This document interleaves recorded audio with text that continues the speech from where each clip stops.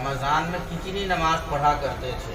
तो उस पर हज़रत आयशा सिद्दीक़ा रज़ी अल्लाह ताला अन्हा ने फरमाया, बुखारी शरीफ में रिवायत है कि हुज़ूर अलैहिस्सलाम रमज़ान और गैर रमज़ान में 11 रकात से ज़्यादा नमाज नहीं पढ़ते थे, क़ियामुल लैल, रात की नमाज।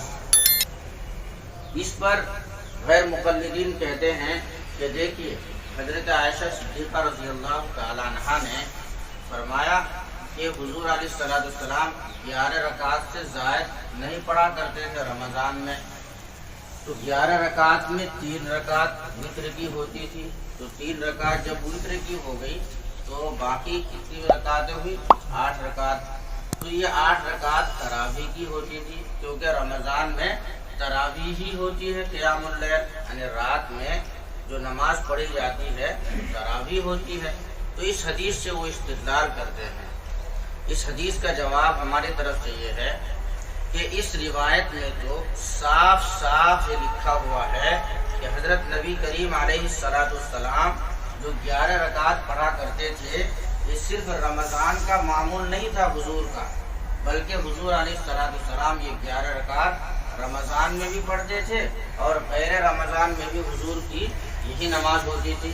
तो पता ही चला इस रिवायत से कि रमज़ान और गैर रमज़ान में जब हुजूर इसको पढ़ा करते थे, तो रमज़ान और गैर रमज़ान में हुजूर जो रात में नमाज पढ़ते थे, उस नमाज को तरावी नहीं कहते हैं, बल्कि उस नमाज को जो तहज्जुद कहते हैं।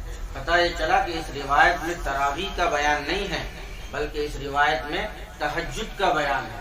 लिहाजा तहज्जुद अलग है और तरावी की नमाज अलग है। इसी वजह से हज़रात मुहद्दिसीन रहिमहुमुल्लाह बाब भी अलग अलग कायम करते हैं। आपने पढ़ा माक़ौल में क़ियामुल लैल, और फिर यहाँ पर बाब कायम क्या किया? बाबू क़ियामी रमज़ान। तो क़ियाम रमज़ान अलग है और बाबू क़ियामुल लैल यानी रात की नमाज जिसको तहज्जुद कहते हैं वो अलग है। तो तहज्जुद अलग है और क़ियामुल लैल अलग है।